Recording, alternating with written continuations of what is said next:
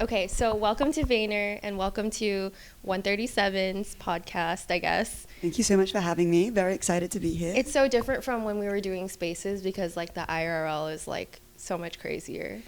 It's very different, especially because on spaces there's no camera. It's like, hello. I'm normally just like in my pajamas or like in my apartment just kind of hanging out, and now it's like, oh, okay, my face is out there with my voice. It's a vibe. It's crazy because when I was first friends with you, like I had no idea what you even looked like because of the PFPs. Yeah. And like I just thought you were like a cool cat. Yeah, so I, especially like from my earlier days of when I got into the whole NFT community side of things, which I think was end of 2020, I wasn't even doxxed. I had like 42 followers.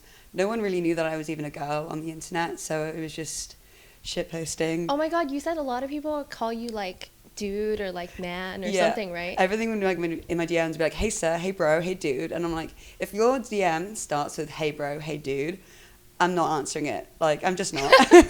Because your name Winny, it's like so like androgynous. It could be like a guy or a girl. It is. It's like I'm very androgynous with how I dress and like my kind of persona. I do like I kind of enjoy having a masculine energy, especially in crypto, but I'm still like very girly, and like I like my feminine side, and I think it's very important to keep that, especially in such a male-dominated industry, and especially every company that I've like worked in and companies I've worked with in NFTs, crypto, blockchain, they've all been very male-dominated, and I've had some situations where I felt kind of, I don't know how to even put it, just it's there. You have to assert yourself. It can be really kind of daunting to assert yourself in certain environments, especially as like I'm 25, female, and then some of my clients were like, 42-year-old males. Oh my God, you're 25. You like carry yourself like you're like 30. You know what I'm saying?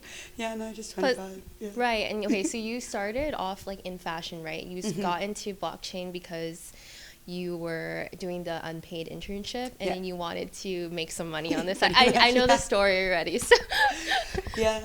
So I was an unpaid intern here in New York, and I saw a lot of my friends making money in 2017 with crypto. Like, I saw a lot of my friends who were college students become pretty much millionaires overnight. I think it was like the 24th of December, Bitcoin hit 8K, and I was like, am I too late to this? Like, am I too late? And I was like, so I have no money. I'm going to put whatever I can into this. I'll do some freelancing on the side. I'll do whatever, and I'll just see what happens. And I kind of left it for a while. And I kind of became more interested in the technology side. So as I was finishing up my internship, I was getting very frustrated with the fashion industry, especially from like a sustainability, transparency perspective. I was doing a sample sale, and I was pricing a sample sale for a fashion house here. And if any of the bags were damaged, I had to slightly damaged, you couldn't sell them. So I'd have to take like a Sharpie or a knife or something and literally destroy these bags so that they couldn't be resold if they were taken out the bins. And I just got so frustrated by all of this, like the samples and everything. Oh, like the waste that. Yeah. And I was like, crazy. How cool would it be if we could do this in like a digital way or something like that? And like started looking into the blockchain. And then I went back to uni, finish my undergrad in fashion. And I went to this talk by Megan from Vogue Business and Textiler and the Fabricant. And I fell in love with this idea of digital fashion. And that was like the real starting point for me in like 2017. And it was amazing. I went full circle the other day because I went to go see Megan speak at the Vogue Business event.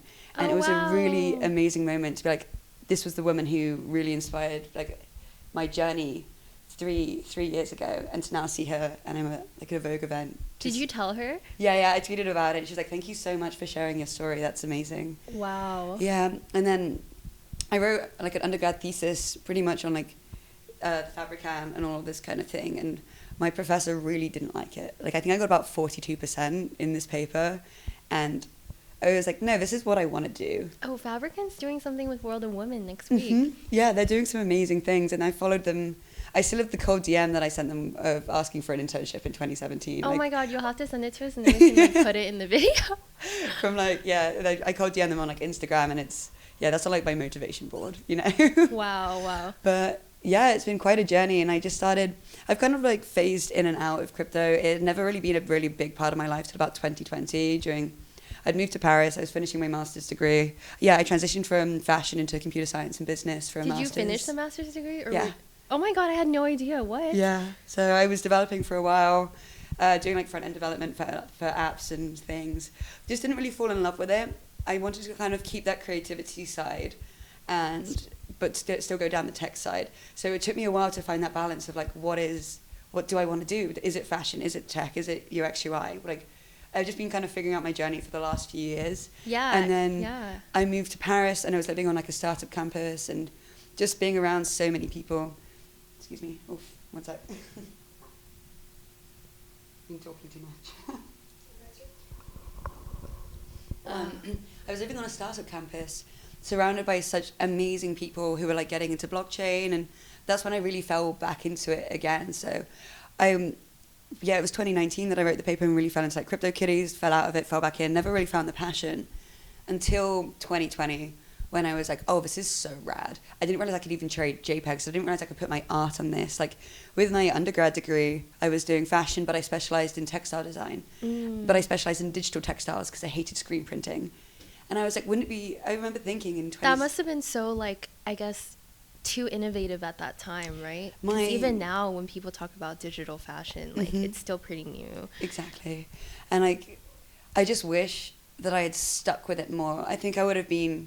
Like, I love where I'm at in my career right now, but I feel like I could be so much further if I had just stopped quitting. And I feel like I'm, in Vayner right now. This is a place to be motivated.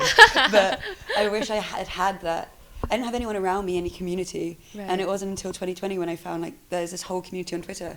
Oh, my God, there's JPEGs, there's avatars, there's this.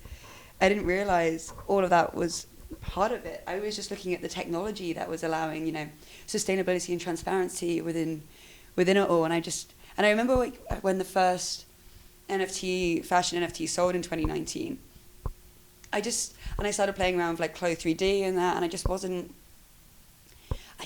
like everyone's mad at themselves, I'm mad I didn't mint a Bored Ape. I'm mad that I lost my 2017 ETH wallet. Like, we can all be mad, but I think that's kind of motivating. Wait, that makes me super angry and sad for you. Oh wait, I actually like, someone was like, oh, do you want to mute an ape, like back then, like when it was like, I was like, no, it's fine, whatever, it looks kind of gross. And then later I was like, why did I just say yes? I remember sitting at my laptop in my apartment in France, and my friend, who was the one who got me into crypto, was like, you should really check out these apes. And no! I was like, I had just finished my master's, and like I was freelancing. I didn't have like a lot of money, to be honest. And yeah, I just looked at them and I was like, I'm not going to spend money on this. Yeah. Like, and then, I instantly regret it. I just sat there on the minting page, just being like, no. And I'm like, I kick myself for it now, but... That happened, like, just so many times in my career to be, like, sad anymore, or else I'll just be sad every second. Oh, I'm so okay with every... Yeah. Like, I sold my mutant at, like, 6.9 to buy a cool cat at 9. Oh, okay. But I still love the cats. I'm not mad about it. Right, because the cats was just kind of, like, I think, well, for me, that's how I found out about you. Because, like, your cat, like, everyone just, like, can look at the cat and know that that's you. Yeah. So, yeah. But... Yeah, I mean, I think it's just been a really fun learning journey, and I'm so grateful for the career that I have that I can't even be sad about anything anymore. I've met my best friends. I met my new business partner. I have... Oh, Ali? So yeah, well, there's Figure I met Figure through the cats, but then I have my fashion consulting on the side. Right. So I met Julia through, we were just put in a DM. I just, like, you're both in Paris, you're both in fashion. She's a fashion model. How is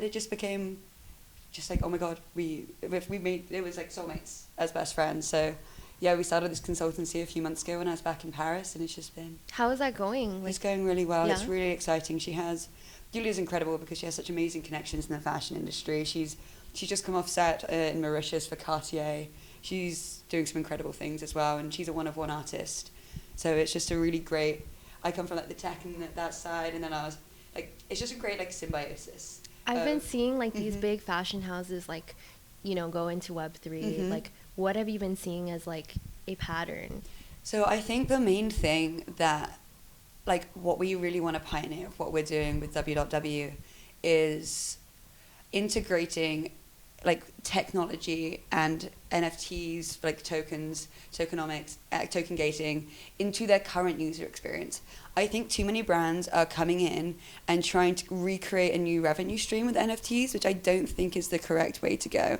I think, like how we were talking about with POAP, it's meant to be, we need to be utilizing the technology to onboard in a way which is... Right, that's the friction isn't too much. The friction, it's like exactly. a lot easier, yes. As little friction as possible, whether that's using blockchain for like, you know, off-chain data backpacks to protect your customers' privacy, or using protocols like Aura that allows transparency on-chain for fashion houses.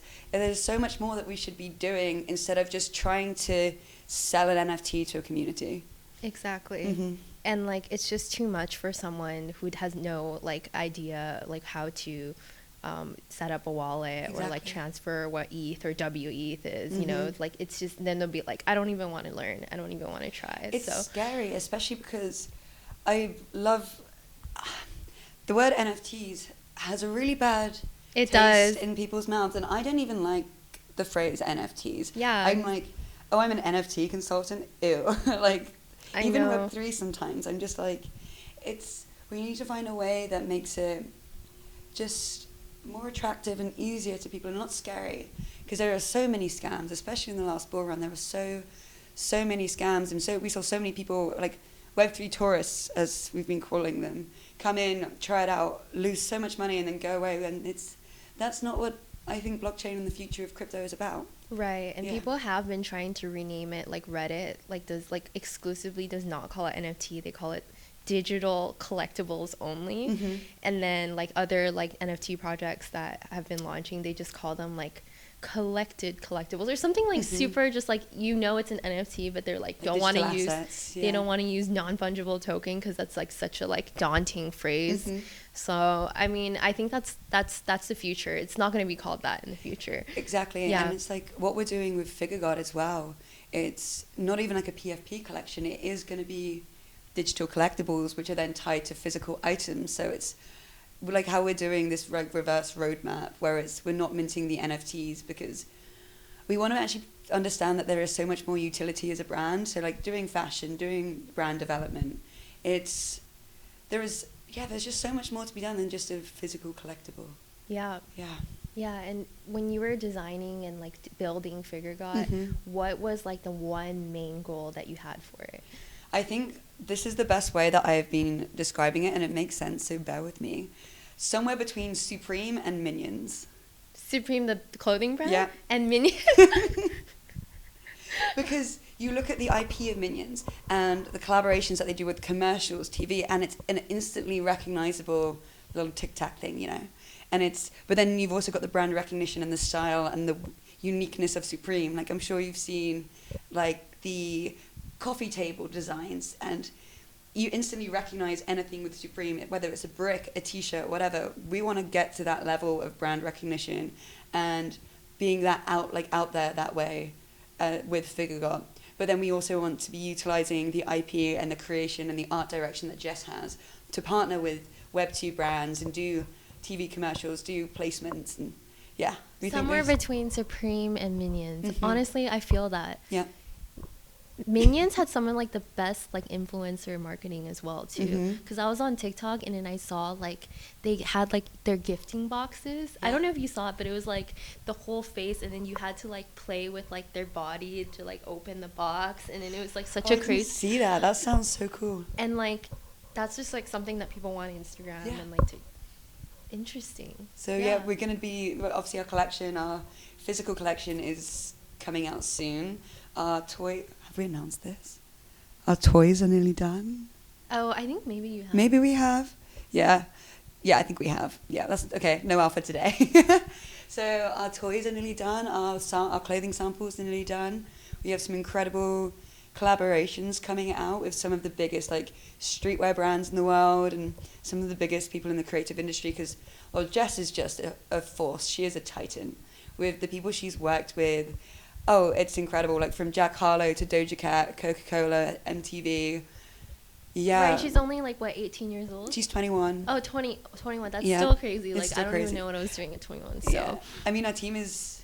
this is why we really want to put out everything and build the utility first, because we're a really young team. We're from the ages of 19 to 25.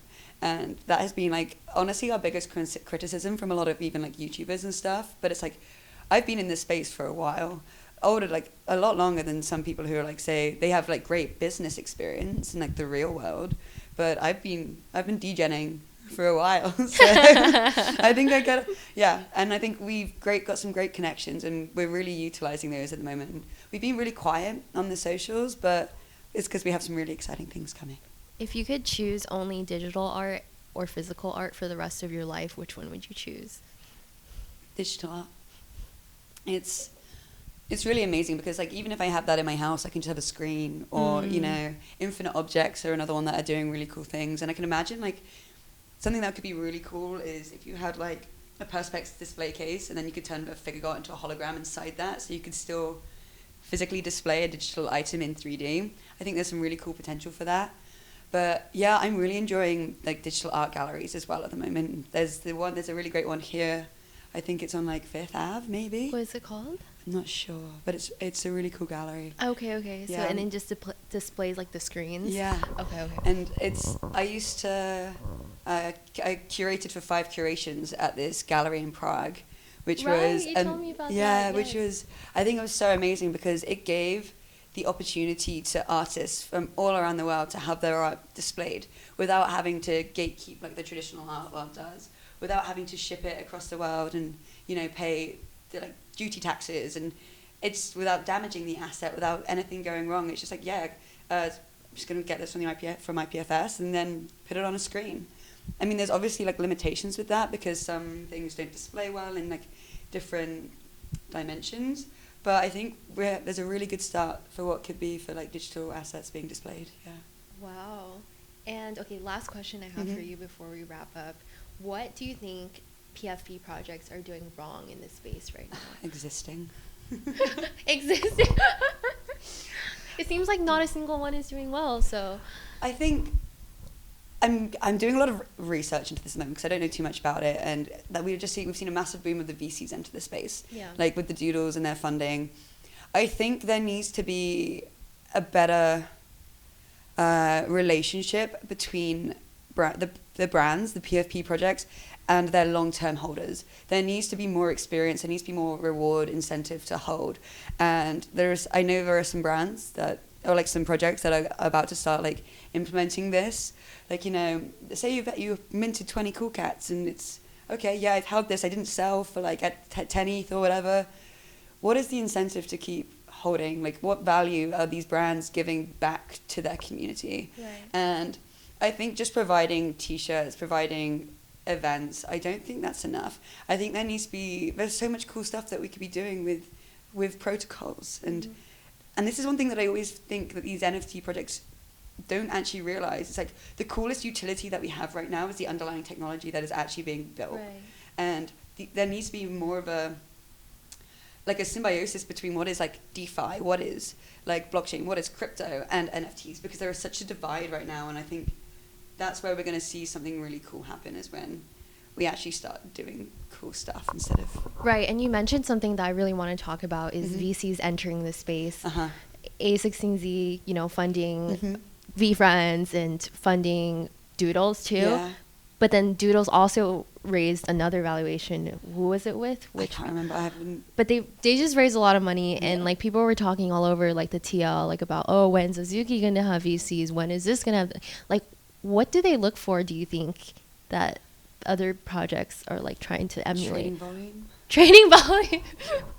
Yeah, I don't know. I'm just kind of reading about this at the moment, so I don't think I'm versed enough to have a strong opinion. Yeah. So I don't want to. Right. But yeah, I'm really curious to see. Like I've been chronically offline this week. I say that I've still been posting, but I haven't really. It's been a busy week. It's just so important to be offline sometimes, because I was like going crazy, like going on Twitter 24/7. Yeah. So having dreams about it. Yeah. Yeah. Oh my